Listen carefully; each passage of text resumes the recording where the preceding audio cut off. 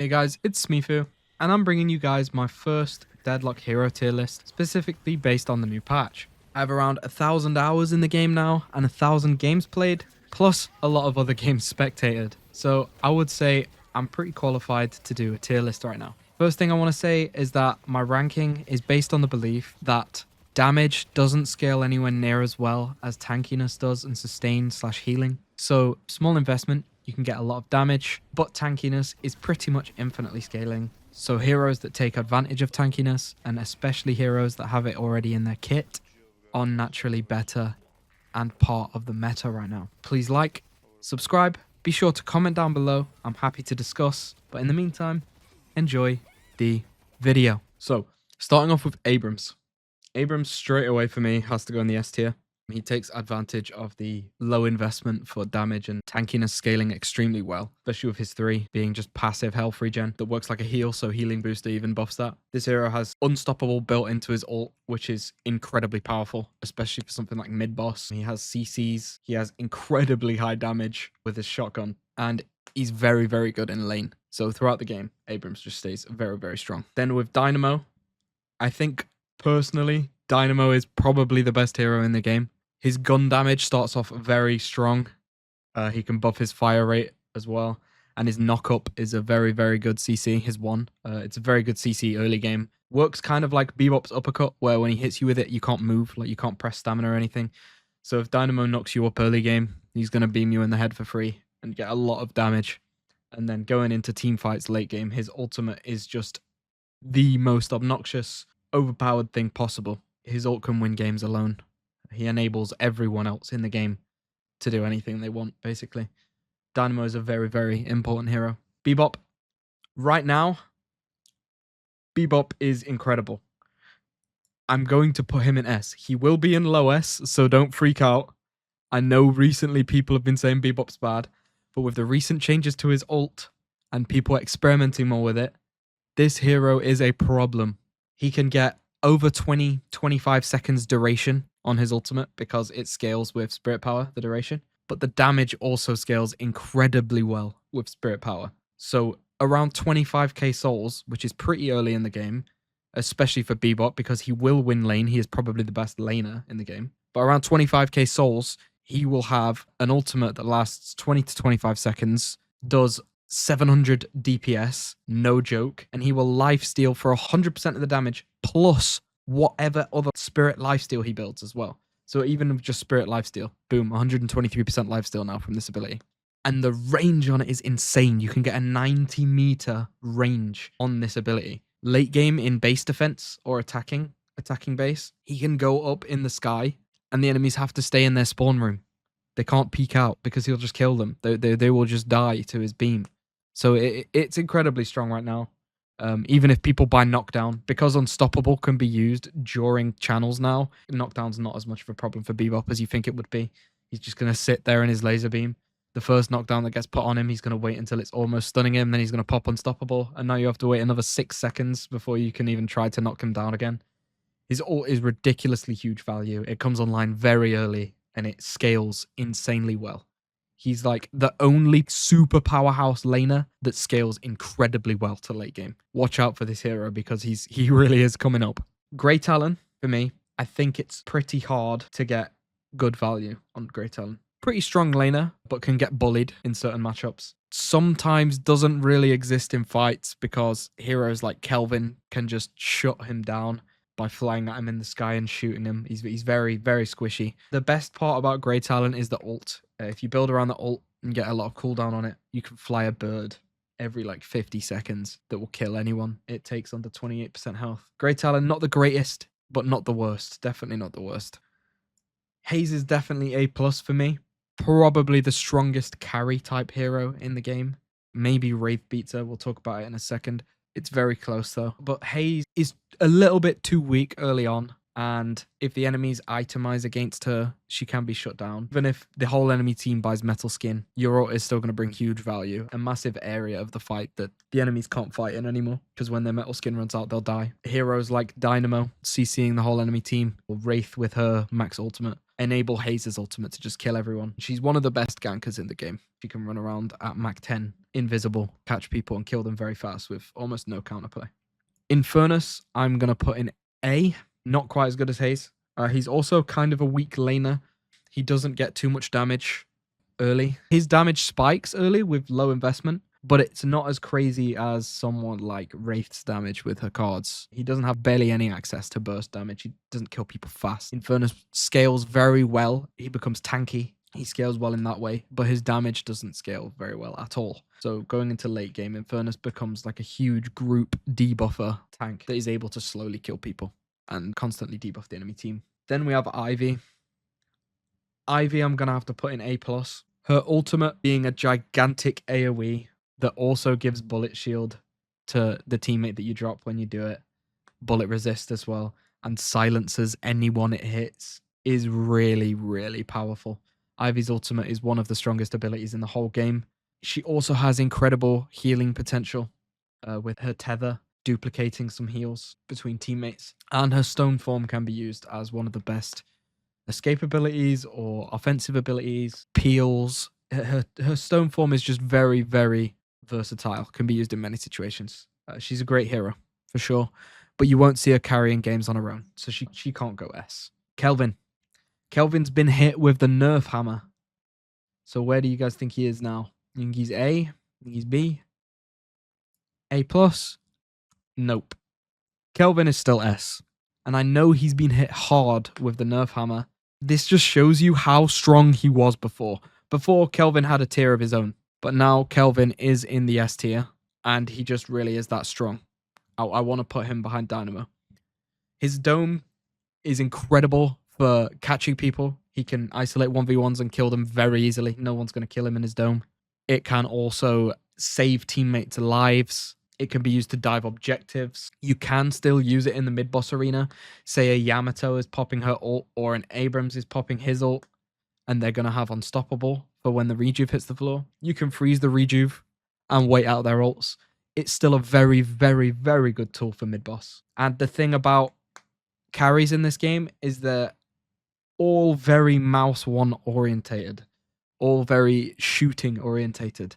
So Kelvin's Arctic Beam ricocheting to 2 people and slowing their fire rate by 40% plus suppressor if you're buying it is extremely potent. He's a very, very, very strong hero still. Not to mention, if you go gun on Kelvin, you can genuinely carry the game all the way up to late game. He falls off a little bit there if you go gun Kelvin. But he has the strongest gun by far for a long time if you build gun Kelvin. He has everything. You really don't need anything more on a hero. He's just not quite as obnoxious as Dynamo ult. Lady Geist. This one might upset a few people. I know people like Lady Geist, but I've played her a lot. And I have around 1,000 games now. High MREU. And I don't see Lady Geist ever have enough impact. I think she might be one of the worst heroes in the game right now. I'm going to have to put her in C. I really don't think she's good. She's too slow. She has to be ahead to really be much of a threat. It's hard for her to chase people. Silence Glyph and Silencer really, really, really hurt Geist. Her whole kit. She really just isn't strong if she's silent, unless you're building Gun Geist, and then her whole kit is just worse anyway because you're building for Gun. So Geist just is not in a good place right now, in my opinion. On to Lash. Lash, I think I'll put in the same tier as Infernus. I'm not sure if he's better or worse. I think he's probably a bit better than Infernus. And that's because Lash can bully really hard early game, and his gun damage is still incredibly strong. If there's a good Lash on your team with good aim, and he builds gun, he will be able to run around the map roaming as the most mobile hero in the game, just bullying people, ganking lanes over and over. The enemy team won't even be able to call it out because he can do it so fast. He's very, very strong. He does fall off late game, and a Silence Glyph or Slowing Hex makes him pretty easy to kill, which is why he can't go any higher than this. McGinnis. McGinnis is someone who, the way I see her played, is a D tier. What I see from her, she is probably the worst hero in the game. However, I don't think anyone plays McGinnis properly, or at least I've never seen it. Every time I see a McGinnis, all they do all game is split push. They just split push waves and try and take objectives on their own all game, and they never team fight. But I am telling you, McGinnis's heal is OP. Now that the range of it also scales on spirit power, it's even better. But the most broken part about McGinnis is her wall. Her wall is completely unfair, and I'm yet to see anyone abuse Echo Shard for the wall on McGinnis. I've seen people use Echo Shard for turrets for some reason, even though they have charges, but I'm yet to see anyone play Echo Shard McGinnis and abuse the wall. Being able to lock off areas in team fights, 2 areas at that, for like 6 to 7 seconds or something, if you have duration extender, probably 8 seconds, you lock off an area or you split people up from their team. That ability is so strong. So I genuinely think McGinnis is an A tier character, and I want to see people play her more. mo&krill, top of A for me, but I think it's hard for him to have as much impact as the A+ tiers. His ultimate is extremely strong in a team environment. He's one of the best laners in the game. It's very easy for mo&krill to win lane, and then his mobility and early game power will make it very easy for him to go from lane to lane, bullying people and taking objectives for his team. He's very strong early because he'll probably be ahead from his own lane. Going into late game, he has to depend on his team a bit more. That's why it's harder to move him up, because yes, Phantom Strike plus ultimate on mo&krill is extremely unbalanced and obnoxious, but you do have to rely on your team. It's not good on its own. So if we're taking into account solo queuing, I can't put him higher than this. Then we have Paradox, one of my most hated heroes in the whole game. I really don't like playing against Paradox. But I don't think she is above this. I don't think she can have as much impact as these heroes can. One of the strongest laners in the game because her kit is just very annoying. One of the strongest gankers because she literally freezes you and then pulls you back towards a team. She's very hard to catch out herself because she has a lot of sustain, movement speed, and her wall. She's a very strong hero, especially early game. Late game, she falls off really hard and just becomes basically an ult bot, maybe catching someone every so often for her team. But then if the enemy team buy curse, whenever she swaps someone, she's just going to get cursed and die herself. So I don't think Paradox is that strong, but she's definitely good. She's better than Grey Talon and Geist for me. Now we have Pocket. With Pocket, I'm not sure whether to put him in A+ or in S.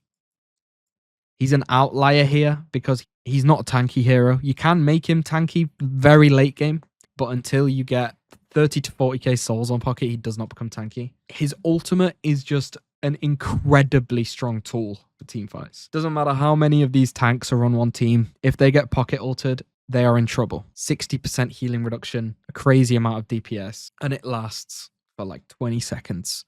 He can get his ult up every 50 to 60 seconds at end game when he has enough cooldown reduction. So he is a team fight monster and a huge asset and a good way to shut down tanks. Pretty strong laning. So I think Pocket goes A+ because he does get better in a team environment. Say it's competitive. It's 2 set teams scrimming against each other or something, or a tournament. Pocket would be an S tier hero for me. But since we're taking into account public matches, he's going to have to be an A+. 7. Controversial opinion. 7's win rate and pick rate is only so high because people don't know how to deal with his ultimate in low elo. He just goes up in the sky, presses 4 and kills everyone. But he really isn't that good. If you watch high elo games or any tournaments, 7 doesn't do much. It's very hard for 7 to get going. He does not become strong until post 20k souls, and he's very weak early game. He's not a bad laner. His laning is okay, but the problem is after lane, when he has to farm, he has no mobility. So he's the only carry that has no mobility at the start of the game. He gets his mobility from spirit power, giving him movement speed, but that doesn't come online for a very long time. Killing power is pretty bad early. It just takes this hero way too long to come online. I can't put him higher. The other carries are just better than 7 at his job. Shiv, one of the most fundamentally broken heroes in the game. Maybe the most fundamentally broken. His 3 just does not belong in the game. It's too strong. Basically works like anti-burst, so when you take damage, a percentage of that turns into a dot which gives you chance to heal it up before it will kill you, which with tankiness being so strong in this game, his kit just fits right in very, very well. Basically unkillable, along with crazy damage on his 2 and a cooldown reset, and an ultimate that just executes someone from point and click. He's very, very cheesy, extremely broken hero if he gets ahead and gets to late game. Vindictor. Vindictor goes somewhere in A for me. Probably above Haze. I like the recent change with her ultimate sharing souls with her team, because now when it gets to super late game and Vindictor has all the souls, you don't feel as bad. It's good that she shares souls with her team now and lifts everyone up. Her flight has been buffed pretty heavily. She gets crazy movement in her flight now. Very hard to shoot at, and she can survive a lot easier in the air. But one thing I don't see enough on Vindictor is Crow build. Crow becomes ridiculously strong. It becomes like a pocket ult on a 10-second cooldown. When someone is full health, mid to late game, you're going to be doing 1,000+ damage every time you use Crow, and it ricochets to people, the same time as reducing their bullet resist and their healing. Crow is extremely overpowered, and that plus the rest of her kit and how strong her laning is definitely puts her in A+ for me. Viscous. Viscous goes somewhere in S. I don't think he's as strong as the guys I'm putting in front of him, but he's very strong. Don't get me wrong.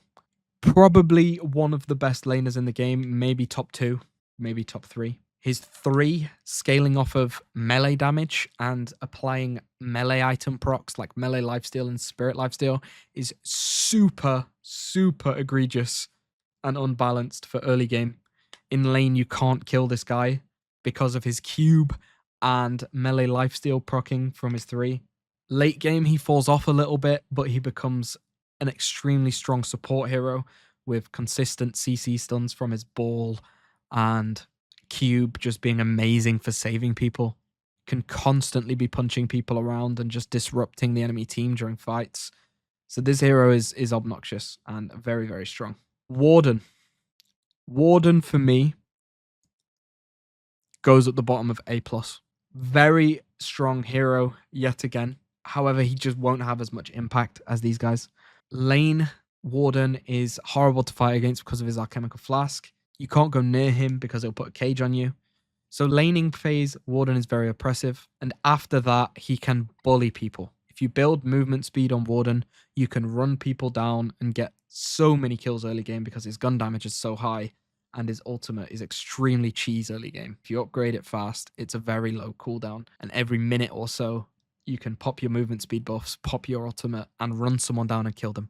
In team fights, the first few team fights of the game, early to mid, his ult is also extremely strong and will do a lot of damage. Late game, he starts to fall off a little bit, and his CC becomes pretty irrelevant because people have items to get out of it. So yeah, he can't go any higher than this, but I think he's very, very strong. Wraith. I'm not certain whether I would put Wraith above Haze or not, but they're very, very close in value. Wraith, if you build very tanky, she becomes extremely hard to kill late game, and she still does a lot of damage. She has great mobility. She's probably the best split pusher in the game. Her ultimate is extremely powerful early game, just guarantees kills, and late game becomes incredible utility with the group ultimate. Incredible for mid boss. Cards are extremely potent in lane. Disgusting amount of damage early for a carry to have. I think I'm going to have to put Wraith above Haze. She's really, really strong. And last, but not quite least, Yamato. Yamato, I will probably put in high B tier, maybe A tier, maybe even low B. This is just because in a team environment, Yamato is really bad. If the enemy team itemizes well, has some silence glyphs, Yamato struggles. She's really, really bad. The only time Yamato is good is when she can stomp people when they're not playing organized with their team and they're not itemizing correctly. She's a strong laner sometimes. She can't really CS very well at all, so if the enemy's AFK, it's kind of frustrating for Yamato. And late game, she just gets kited, silence glyphed, cursed, everything in the book. Same sort of situation as Geist, but Yamato doesn't have anything else really. I really don't think Yamato's a good hero. But yeah, that's going to wrap up the tier list. Thank you very much for watching, guys. I hope you enjoyed the video. Like I said, be sure to comment down below and have discussions with me. I'm open to chat with anyone. Let me know if you want to see another one of these from me in the future. In the meantime, goodbye.